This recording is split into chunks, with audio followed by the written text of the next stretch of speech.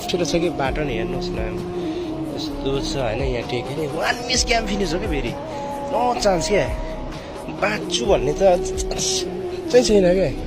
होइन सर सबैजनालाई राम्रो होस् भन्नुका निम्ति चाहिँ हामी बाटो बनाउनको लागि आएका छौँ आफ्नो काम छोडेर पनि हामी यस बाटोलाई निर्माण गर्नको लागि धीरज सर म आएको छौँ यदि माथिको ढुङ्गा पनि झर्न रहेको छ होइन पानी एक दिन मजाले पर्यो भने चाहिँ यहाँको ढुङ्गाहरू झार्न सक्छन् तर पानी नपरिन्जेल चाहिँ यो हाम्रो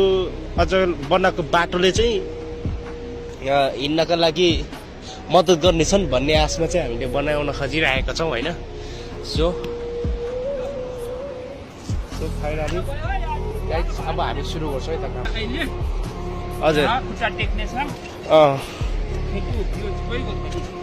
गएको ल हाम्रो धीरज सर एकदम समाजसेवी हुनुहुन्छ नि त यस्तो कुरोमा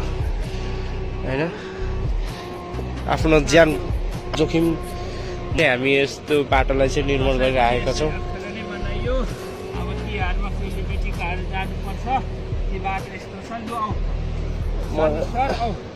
हुन्छ सर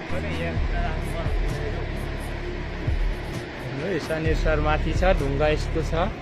यो ढुङ्गा खस्यो भने पुरै ओह्रालो जान्छ यो बाटो यस्तो छ यहाँदेखि गयो भने सिधै अरुणमा हो आउनुहोस् है तपाईँहरू पनि यो बाटो बनाऊ लु आउनु आउनु आउनु यो बाटो बनाउन सुरु हुँदैछ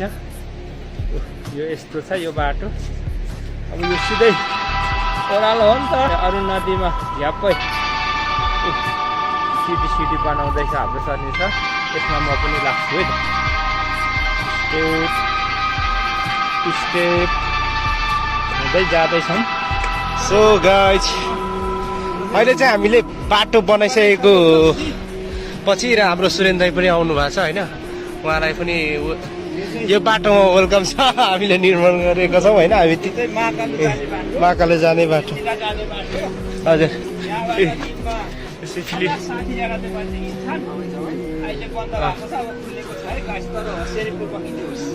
जस्ट